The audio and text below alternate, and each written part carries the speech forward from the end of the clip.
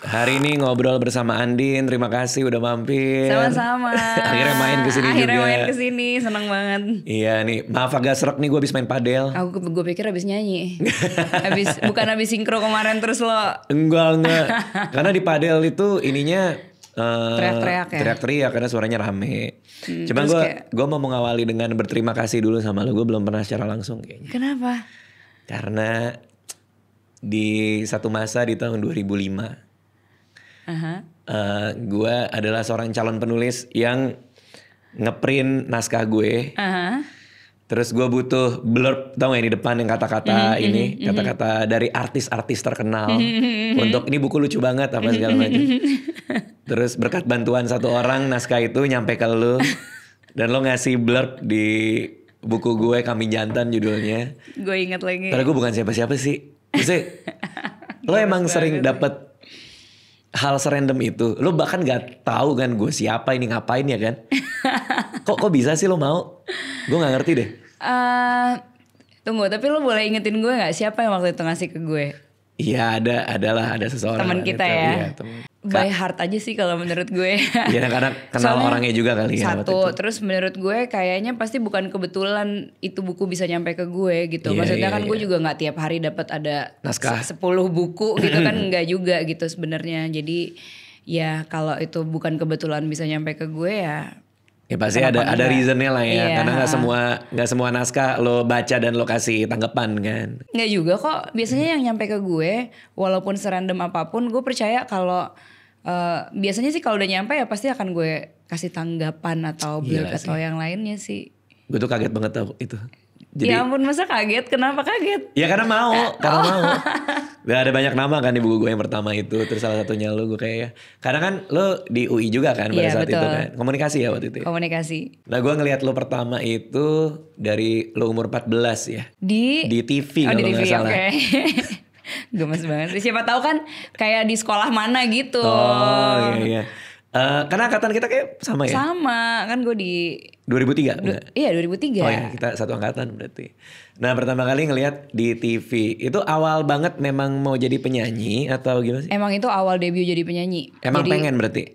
Emang cita-cita jadi penyanyi dari kecil. Wow. Terus di tahun 2000 itu, di usia 14 tahun itu kayak pertama kalinya terjun ke industri musik gitu. Dan langsung dengan gaya yang jazz gitu kan? Iya langsung nyanyi jazz gitu. Untuk anak 14 tahun memilih genre itu kan agak beda ya gitu ya maksudnya. Iya. Agak unik aja gitu. Kenapa lo memilih itu? Sebenarnya ya karena gue masih bocah juga, masih 14 tahun. Sebenarnya sesimpel karena gue suka aja sih. Jadi kayak gue nggak kepikir tuh apakah ini akan lebih jualan atau ini nggak jualan, ini adalah strategi tertentu gitu-gitu tuh nggak ada sama sekali gitu. Jadi gue jadi penyanyi di usia 14 tahun itu sesimpel karena gue suka nyanyi. Gue belum mikirin konsekuensi dari nyanyinya. Apakah harus compete di industri musiknya ataukah ini tuh akan menjadi sebuah ladang penghasilan di masa depan nanti, atau ini jadi profesi satu-satunya gitu. Itu gue nggak kepikir sama sekali gitu di hari itu. Karena kan gue sebenarnya pelajar, tapi gue suka nyanyi, jadi gue jadi penyanyi gitu. Suka nyanyinya itu dari mana? Apa umur 4? Kayak anak gue umur 4 udah nyanyi. Iya sama kayaknya sih. Gitu. Kayaknya kalau anak cewek gitu biasanya kan dari kecil pasti udah suka nonton TV sambil joget-joget gitu kan. Kayaknya sih hampir semuanya kayak gitu, dan termasuk gue gitu. Gue masih ingat banget sih kayak bayangin kasur tuh adalah panggung gitu, terus gue nonton kayak New Kids on the Block, terus gue kayak nyalamin penonton gitu. Tuh gue udah kayak kebayang dari kecil, wah gila nih suatu hari gue akan ada di panggung kayak gini gitu. Gitu. Udah berimajinasi sendiri akan main di atas panggung. Gitu. Ada gesture gini-gininya ya. Oh yang benar. Iya. Astaga. Nah dari situ makanya orang tua ngelesin atau memang gue udah les? Yang minta les. Jadi sebenarnya waktu masuk SD itu gue karena suka nyanyi dan suka tampil gitu di depan, terus gue banyak ikutan lomba-lomba. Nah dari ikutan lomba-lomba itu gue ngerasa sebenarnya gue udah ikutan banyak lomba, kadang menang kadang kalah gitu kan. Tapi gue belum tahu nih cara nyanyi yang baik tuh seperti apa gitu. Jadi waktu kelas 6 SD gue minta ke nyokap untuk, kayaknya aku pengen deh belajar nyanyi gitu. Soalnya belum pernah bener-bener proper belajar tuh kayak apa gitu. Akhirnya waktu itu dilesin deh, les vokal sama almarhum Elva Seshoria. Nah itu sebenarnya beliau yang pertama kali memperkenalkan gue ke jazz gitu. Jadi waktu itu gue diminta untuk nyanyi, jadi ada kayak placement test gitu. Terus ayo dong nyanyi lagu yang menjadi kesukaan kamu gitu. Waktu itu gue nyanyi lagunya Whitney Houston yang Greatest Love of All.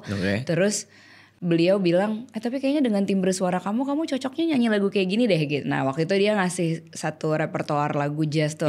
Yang mana dari, tuh? Ya judul lagunya tuh Nature Boy dari Nat King Cole. Gitu, dari situ pas gue gak tahu, no idea nih lagunya kayak apa. Terus akhirnya kita sama-sama belajar. Dari situ gue kayak ngerasa, ada perasaan kayak ini nih gitu, gue suka banget lagu jenis seperti ini. Akhirnya gue jadi mulai menggali-gali lebih dalam dan jadi tahu lebih banyak, dan akhirnya jatuh cinta di kelas 6 SD itu. Terus abis itu sampai debut album pertama. Terus ngeluarinnya My Funny Valentine. Iya, gitu. My Funny Valentine. Dan kalau zaman dulu kan kita gak bisa ngeluarin single secara independen sendiri ya. Kan banyak loops and hubs-nya kan yang harus dilalui kan. Betul. Dan emang harus album kan dulu kan. Iya. Terus bikin album. Gak ada tuh single-single gak gitu. Gak ada kayak sekarang. Iya, betul. Lagi mood nih, masuk kamar besok rilis. Kan sekarang bisa kan. Masih pakai pita juga dulu dia rekamannya. Artinya kalau salah. Ya udah ulang. Ulang dan bayar. dan lebih mahal. Jadi paling kalau dalam sekali puteran gitu kayak ulang. Ya mentok 3 kali lah, jangan sampai kayak 7 kali gitu, kayaknya gak mungkin. Sebagai orang yang pertama kali masuk rekaman, terus pita suara itu harus bener, itu deg-degan juga dong pas awal-awal itu. Deg-degan. Dan fun fact-nya sebenarnya kalau waktu gue rekaman album awal tuh gue 2 kali 2 shift gitu ya berarti ya. Karena rekamannya waktu itu live yang selain gue nya, jadi yang instrumennya tuh live, terus gue nya pokoknya 2 kali lah masuk ke studio. Dan yang kedua tuh gue lagi sakit banget, flu berat gitu. Tapi kayak gak mungkin diulang. Jadi sebenarnya setengah dari album pertama gue tuh suara gue bindeng dan berat gitu. Oh, dibenerin di itunya postnya atau? Ya enggak, biarin aja udah. Oh wow. Kalau sekarang bisa kan kayak gitu-gitu tuh? Iya sekarang kayaknya bisa ya. Maksudnya secara timbrenya nih agak lebih high-nya mungkin dinaikin gitu. Supaya gak terlalu dark gitu suaranya. Gue ada satu film namanya Kuala Kumal. Itu setengah film gue lagi flu berat juga, lagi bindeng. Kita syuting gitu. Begitu tayang hilang semua bindengnya. Oh iya, gara-gara post pro-nya. Di post pro dirapiin semua. Keren. Gue juga kaget. Ya itulah perbedaannya nyanyi zaman dulu sama zaman sekarang. Oke. Nggak ada ini dari label kayak misalnya My Funny Valentine tuh lagu jazz bahasa Inggris, masyarakat Indonesia menerimanya apa itu gimana tuh? Gue indie. Oh, ini sendiri. Berarti kan tapi juga ada perhitungan kayak gitu juga dong. Kayak bodo amat gitu. Karena bokap gue yang maksudnya ya udah nih anak gue suka ya udah gitu. Jadi bener-bener gak ada perhitungan sama sekali mengenai kayak strategi pasar. Tapi mungkin perhitungannya lebih gini. Gue kan waktu itu masih umur 14 tahun. Tapi keluar dengan genre dan look yang dewasa gitu. Nah sebenarnya itu ada perhitungannya sendiri. Maksudnya sebenarnya biasanya anak umur 14 tahun nyanyinya lagu anak-anak. Nah tapi gue pribadi ngerasa kayak ya jangan dong gitu. Soalnya selang 2 tahun 3 tahun kemudian gue sendiri juga udah gak ngerasa anak-anak gitu. Udah kayak 17 tahun gitu kan udah gak mungkin. Dan akan lebih susah nge-switch image-nya kalau gue pertama nyanyi anak-anak abis itu lagu dewasa gitu. Jadi sekalian aja didewasain sekalian gitu. Makanya tampilan pertamanya bener-bener mature banget. Mungkin itu the only strategi yang kita pikirin gitu saat itu. Tapi kan untuk sampai ke kesimpulan itu, milih lagunya, produksinya, distribusi ke toko, video klip itu kan mungkin butuh pengalaman juga meskipun indie ya. Kalau indie dulu sama indie sekarang kan kayak beda banget. Indie sekarang semua orang dari kamar bisa bikin. Betul. Apa bokap ada background kah? Gak ada. Mungkin lebih ke ada sih beberapa support system karena kan sebenarnya music producernya almarhum guru gue juga Elva Seshoria gitu. Dari situ beliau juga bilang bahwa sebenarnya kalau dipikir-pikir tahun 2000 itu yang lebih banyak itu kan di Indonesia kayak musik-musik band gitu ya. Kayak mungkin Sheila terus ada mungkin lagi banyak apa sih Gigi gitu ya, Dewa Padi segala. Nah lagu jazz sendiri sebenarnya kayaknya tuh sangat old school dan sangat dewasa apa gimana ya? Jadul. Ya dianggapnya tuh lebih yang ini tua gitu. Nah jadi kita berusaha untuk memudahkan itu gitu. Nah jadi kalau dilihat dari kayak strategi pasar dan yang lainnya sepertinya ya, karena kan gue sebenarnya agak terlibat tapi nggak terlibat gitu karena masih 14, underage gitu iya. gitu. Jadi mungkin ini pembicaraan antara nyokap bokap dan produsernya gitu. Pasti akan jadi ada uniqueness lah gitu di situ. Nah, sampai akhirnya big breaknya di mana? Langsung di Funny Valentine atau di single lain? Di Funny Valentine kayaknya. Langsung ya. Gile. Single 1 iya. Soalnya abis itu langsung dapat AMI gitu. Gila ya. 14 Soalnya, tahun album pertama loh. Kayaknya soalnya ya gitu karena ada perbedaan gitu. Ada sesuatu yang unik. Berarti artinya setelah itu ini dong kayak oke, ini jalannya Andin penyanyi, sekolah tapi nyanyi ternyata bisa jadi hidup. Enggak atau juga, belum juga? Enggak juga. Soalnya gue masih inget banget beberapa bulan setelah gue jadi penyanyi, maksudnya officially di Februari tahun 2000 officially jadi penyanyi. Beberapa bulan kemudian gue harus menjalani Eptanas. Eptanas sih. Di mana pada saat Eptanas itu satu hari sebelumnya gue nyanyi di Jams. Kalau lo tahu Jams, tahu di Kemang ya. Mungkin nggak tahu pemirsa ada yang tahu Jams atau enggak. Pemirsa. Ya jadi kayak Jams tuh pokoknya jazz club gitu sampai jam 1 malam. Besokannya gue Eptanas. Jadi pulang dari situ gue nangis. Gue bilang gue nggak mau lagi nyanyi. Aku nggak bisa belajar kalau kayak gini caranya gitu. Terus nyokap juga ya udah, kalau kan jadi penyanyi adalah kemauan gue sendiri juga. Ya udah kalau nggak mau nyanyi lagi ya udah gitu. Tapi ternyata gue tetap nyanyi terus. Jadi ada rasa kangen itu kali ya. Ada rasa pengen nyanyi aja sih sebenarnya gitu. Maksudnya senang juga dan mungkin penasaran terhadap dunianya gitu. Dan berjalan mulusnya juga nggak selalu berjalan mulus, karena kalau dari awal-awal gue nyanyi itu ya tadi ya maksudnya untuk ngatur waktu sebagai pelajar dan penyanyi itu nggak gampang gitu buat gue. Terus yang kedua mungkin lebih banyak karena gini. Gue dulu sebelum jadi penyanyi mungkin lebih banyak lomba-lomba. Jadi bukan nyanyi as in kayak di panggung terus lo entertain people gitu. Jadi gue gak tahu sama sekali caranya untuk menghibur orang. Karena dua hal yang berbeda dong, nyanyi sama lo menghibur orang gitu. Betul. Jadi kalau gue lagi di panggung terus orang gak menaruh perhatian ke gue, ngobrol sendiri, main handphone atau mungkin ya pokoknya gak merhatiin aja, ya gue langsung overthinking gitu. Itu kayak kena tuh ya? Iya, gue kayak berarti gue gak bagus sih nyanyinya, gimana ya caranya supaya gue bisa narik perhatian, berarti gue gak menarik ya gitu. Langsung banyak hal yang kepikiran gitu. Jadi bisa dibilang gue jadi mendewasakan diri gue sendiri gitu di atas panggung, di hadapan semua orang gitu. Banyak hal yang terjadi juga, pasti gue jadi pribadi yang sering takut salah karena kan ada judgement orang gitu di situ. Banyak takutnya gitu, takut dibilang nggak profesional, takut ya banyak takutnya lah gitu. Selain itu ya faktor eksternal kayak di tahun itu bullying tuh masih banyak banget di industri musik. Nggak kayak sekarang. Ya? Sekarang kan kayak banyak kolaborasi antar generasi gitu kan. Kalau zaman dulu kayaknya bullying tuh normal-normal aja. Konteksnya apa nih? Kayak misalnya karena lo penyanyi jazz muda, yang jazz lama kayak nggak ngasih panggung atau betul. Yang benar. Dan bukan hanya nggak ngasih panggung sih sebenarnya, lebih tepatnya kayak dikatain di atas panggung. Oh yang bener. Beneran. Andin serius lo. Serius. Lo kan masih 17-18. 14. Bener-bener pas 14 tahun itu. Hah? Dikatainnya gimana? Konteksnya apa? Misalnya dibilang. Gue kalau ngomong di sini kasar banget sih. Kasar. Soalnya omongannya kasar. Iya, maksudnya kasar dalam hal binatang kah, mengumpat kah? Mengumpat. Wow. Mengumpat, bukan binatang tapi kata kasar lainnya, tapi lebih kayak lo nggak bisa nyanyi lo ini lo gitu. Tapi itu posisinya lagi mau live di TV. Pas live gue inget banget gue dalam keadaan nangis nyanyi My Funny Valentine. Dia ngomong itu live juga? Enggak, jadi lagi commercial break. Lagi udah standby di panggung. Menurut lo kenapa? Karena takut tersaingi atau emang budayanya? Nah, selang berapa tahun kemudian gue juga baru tahu bahwa itu sekedar senioritas aja. Oh iya? Iya, jadi astaga. Beliau menceritakan itu sambil ketawa-ketawa aja gitu. Oh selang berapa tahun dia ketemu lo lagi? Tahun ke orang, ceritanya ke orang. Jadi orang itu nyampein ke gue. Gue dulu ngatain Andin loh gitu. Iya, hahaha gitu, sambil ketawa-ketawa gitu. Sementara buat gue itu kayak traumatis, buat dia kayak udahlah emang harus ada dong senioritas biar mentalnya ini gitu.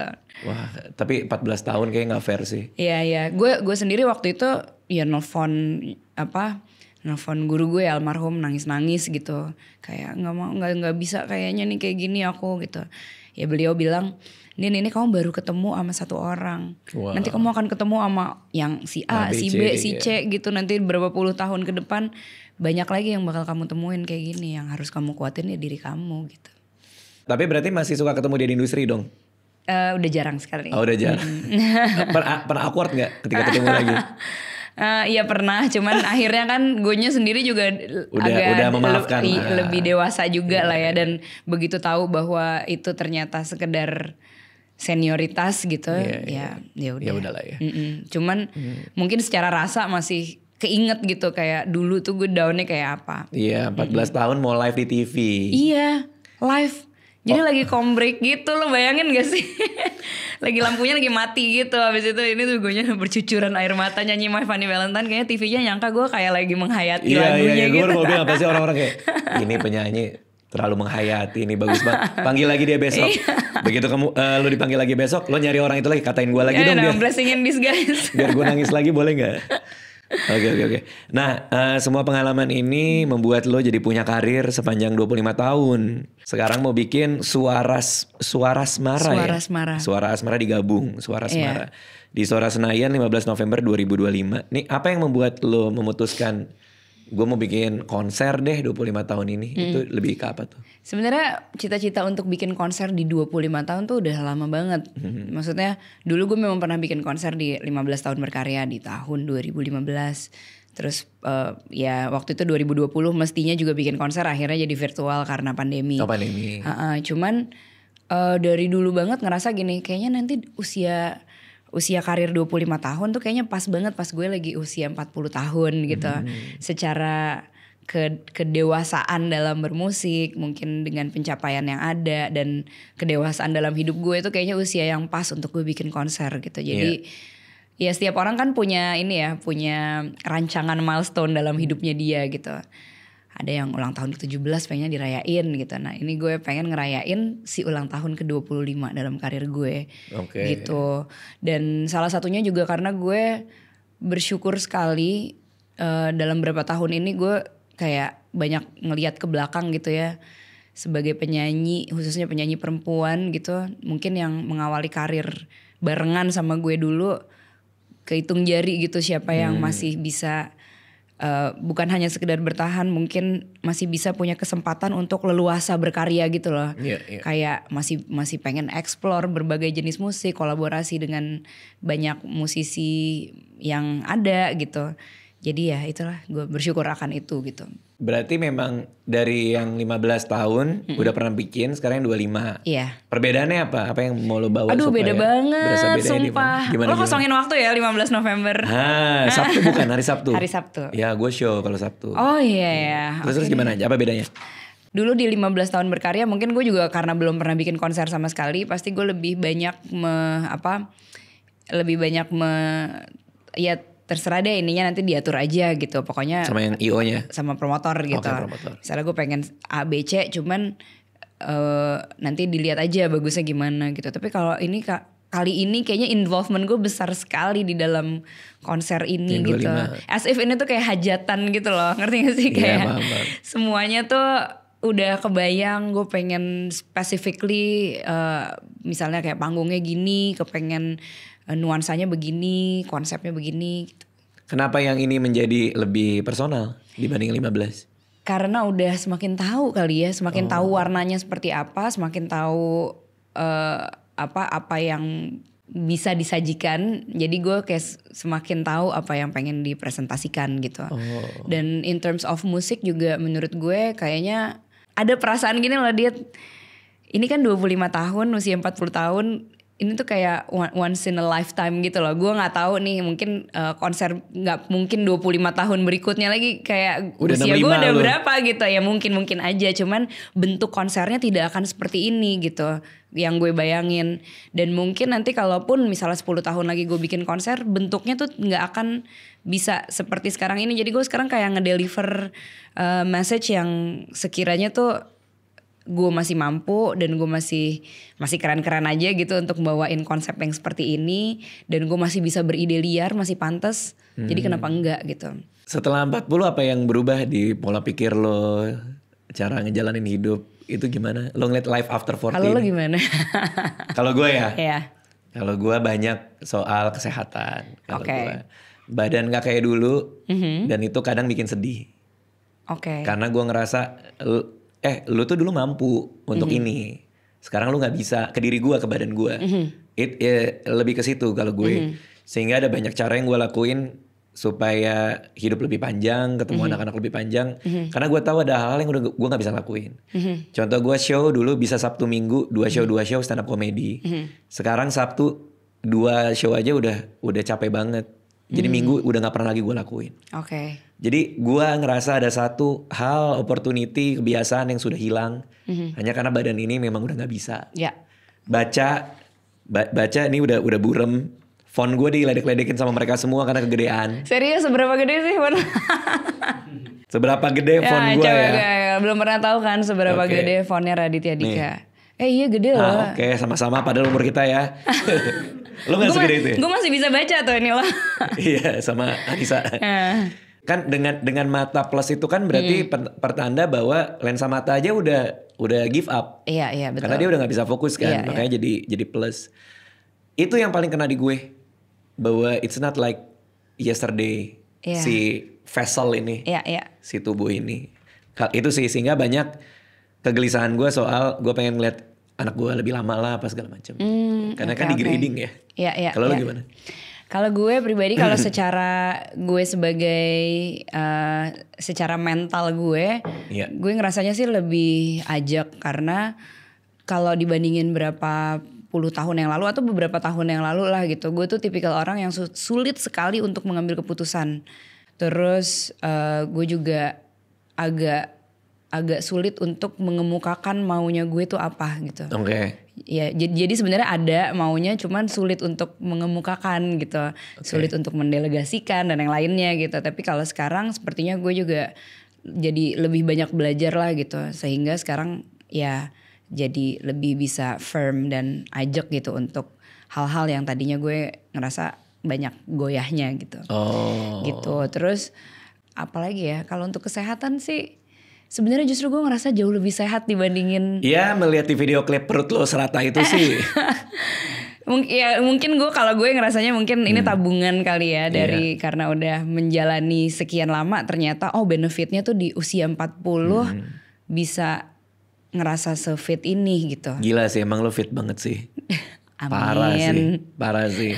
Tapi karena gitu. Ditabung udah dari lama ya. Ditabungnya dari lama. Makanya kalau ada, gue selalu ketemu tuh kalau misalnya cewek masih umur 20-an gitu, lo jalanin dari sekarang deh gitu. Hidup sehat itu. Iya, karena lo pasti thankful banget, rasanya tuh kayak very grateful gitu di usia 40. Ya lo kemana ketika gue 10 tahun lalu ayam goreng 2 porsi jam 2 pagi itu.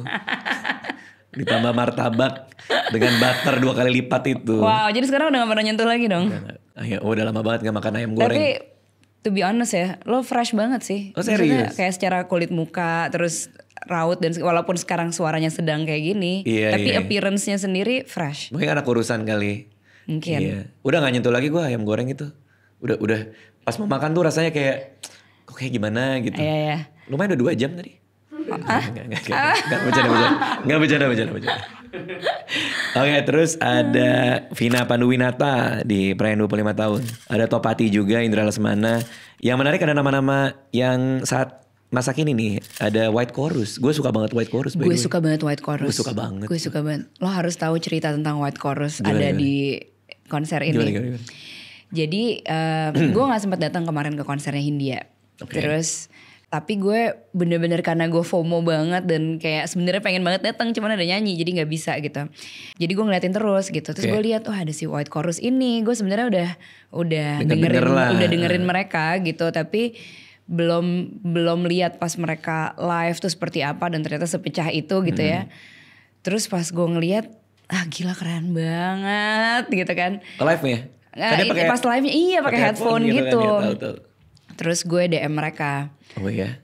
Gue DM, hai aku Andin, kenalin gitu. Aku cuman pengen bilang aku adore banget sama musik kalian keren. Musiknya keren banget gitu. Terus tahu gak mereka balas apa? Mereka balas gini, ya Mbak Andin serius gitu. Aduh kita merinding banget soalnya sebenarnya kita itu bermusik referensinya adalah musiknya Mbak Andin. Serius. Gue makin merinding sumpah. Gue kayak oh my god ini one full circle moment. Karena gue merinding tapi gak tahu kenapa. Gue juga merinding. Terus. Iya tapi gitu maksudnya bahwa gue menurut gue musiknya keren banget. Tapi ternyata mereka pun juga bermusik dengan referensi musik gue gitu pada saat. Iya itu kalau kata Mbak Dewi Lestari, lingkaran inspirasi tidak pernah putus. Dia bilang kita inspirasi orang, inspirasi yang lain. Nanti ada lagi yang terinspirasi dari White Chorus pasti. Pasti. Nggak putus itu. Iya cuman karena ini baru gue ngalamin seperti ini, jadi gue ngerasanya kayak lucu banget. Terus akhirnya ngajak dia. Akhirnya ngajak mereka. Udah main aja bareng gue gitu. Ya jadi justru gue langsung kayak meminang mereka untuk banyak project sebenarnya, nggak hanya si konser ini, tapi konser ini menjadi salah satunya gitu. Tapi di konser ini mereka akan main dengan ya lo bayangin, jadi gue bisa bilang sih konser ini tuh akan jadi sesuatu yang beda karena akan Tohpati Jazz Orchestra tuh akan sangat dikedepankan gitu. Tapi bayangin kalau itu bisa berkolaborasi dengan musiknya White Chorus, itu kan jadi sesuatu yang kayak wow gitu. Tohpati juga lama banget loh itu, dari SMA gue kan SMA 70 tuh. Iya bener. Iya kan? Lo SMA mana sih? Gue Alizar. Legend tuh di SMA gue kan, dulu SMA gue juga ngeband kan, jadi namanya harum banget tuh di SMA gue. Sampai sekarang ternyata masih eksis, masih ada, tapi nyebelin di TikTok tuh. Kenapa? Kan Tohpati kalau misalnya main di kalau nge-post TikTok dia cuma pakai kaos putih di rumah, terus main gitar duduk di sofa kan, komen TikToknya jebelin kayak kenapa? Bang jago juga bikin band aja, lu tahu nggak itu sih? Lo ada kesulitan nggak? Ajakin collab dong. Iya, gue nggak bisa, gue kalau kayak gitu gue gemeteran gue. Bim slang kesini aja, kayak orang tolol gue. Gemeteran gue, kan gue ngefans banget sama Bim. Sama Tohpati juga ngefans. Gue pernah minta tanda tangan dia lagi dimakan di food court, gue minta tanda tangan. Gitu. Gak bisa, gue stres kalau ketemu dia pasti. Lucu. Tapi lo ada ini nggak, ada kesulitan nggak berkoneksi dengan Gen Z TikTok ini yang nyuruh Tohpati ngeband? Maksudnya ada nggak? Kadang kan karir lo lama 25 tahun. Iya. Perlu nge-refresh mereka ulang atau ternyata udah berkoneksi ternyata dengan materi-materi lama pun masih aman gitu misalnya. Konteksnya gue ya berarti ya. Ya ada yang harus effort, ada yang enggak gitu. Tapi gue percaya sebenarnya gini, ya mungkin in a way harus ada reintroducing gitu. Tapi sebenarnya yang menarik kayak kemarin nih di Synchronize gitu ya. Kan gue 3 kali manggung. Nah panggung yang pertama itu karena demand dari X kemarin cukup besar gitu untuk mendengarkan kembali album Kinanti yang mana itu adalah album tahun 2002. Gue lihat lagi. Nah itu kayak terus kayak gulungan bola salju kan, terus akhirnya dari Synchro minta yaudah Andin konsepnya begini ya, Return to Kinanti gitu. Terus begitu gue tanyain nih anak-anak 19 tahun, 20 tahun, even lagunya belum, albumnya belum ada, albumnya udah ada, merekanya belum lahir gitu. Lebih tua albumnya. Lebih tua albumnya gitu kan. Jadi gue ngerasa padahal sebenarnya gue juga belum pernah nih mengintroduksi albumnya kayak cerita-cerita di TikTok gitu misalnya gitu. Cuman gue jadi percaya bahwa sebenarnya diperkenalkan atau enggak kayak sebuah karya tuh pasti akan nemuin pendengarnya sendiri gitu bagaimanapun caranya gitu. Karena gue ngeliat juga yang rame itu lo kaget bahwa ini album berapa puluh tahun yang lalu. Iya. Ternyata dinikmati anak-anak sekarang. Betul. Jadi artinya kayak lo mikir kan, lo bilang waktu itu sih banyak yang bilang ini album lebih awal dari masanya. Kalau nggak salah lo bilang gitu ya. Iya benar. Ya kan? Jadi karena tulisan di mana-mana tuh gitu kayak dibilangnya ini album visioner yang kecepatan 20 tahun. Jadi ini sebenarnya tulisan tahun 2020 apa 2022 gitu dari Pop Hari Ini waktu itu. Itu berkembang lah gitu ke masyarakat gitu yang pada setuju dengan statement itu gitu. Karena memang kalau lo denger lagi gitu ya, di album tahun 2002 itu banyak beat-beat seperti beatnya New Jeans zaman sekarang. New Jeans, ya. Gitu. Terus yang kayak ya mungkin menjadi cikal bakal dari kayak beatnya White Chorus misalnya gitu. Jadi itulah yang bikin orang-orang bilang. Tapi gara-gara itu gue dengerin lagi sih. Gitu ya. Gue dengerin lagi ada tamu gue masih Gen Z umur 22 juga dia bahas soal album lo itu. Oh gitu? Iya. Terus abis itu karena kita mau ketemu, gue jadi lihat-lihat lagu-lagu baru. Ada yang baru berapa minggu lalu rilis kan? Ada single Ujung-ujungnya kamu. Ya ujung-ujungnya kamu ya. Ya menarik gitu dengan karir yang begitu panjang 25 tahun lo bisa tetap punya drive, punya rasa buat tetap bikin musik ya. Iya. Gimana cara lo menyemangati diri lo sih di antara bikin musik lagi, manggung lagi, rekaman lagi? Tapi menurut gue justru itu gak sih kayak apa ya, bensinnya gitu. Bahwa? Untuk terus penasaran dan kayak jadi belajar lagi. Soalnya kalau lo udah berhenti belajar, lo berhenti penasaran, lo berhenti kepengen gitu. Kayaknya ya udah jadi menjalani rutinitas nyanyi aja dari panggung ke panggung. Terus ya udah ketemu orang lagi dengan sapaan yang sama, dengan materi yang sama gitu. Tapi kalau lo pengen apa ya, pengen jalanin hidup tuh kayak ada ya gitu tuh kayaknya harus ada sesuatu yang baru lagi ya. Itu gue dapet dari musik, dari kolaborasi yang gue nggak pernah kepikiran gitu sebelumnya. Makanya gue lagi bikin album lagi. Kalau produsernya nanya kan, kayak misalnya gue kolaborasi ini Badan kayak mau bikin lagu kayak apa lagi nih gitu. Pokoknya gue pengen bikin yang gue belum pernah bikin sebelumnya gitu. Nah itu lo bikinnya kolaboratif juga songwritingnya atau sendiri lo datang dengan nada dan notasi atau?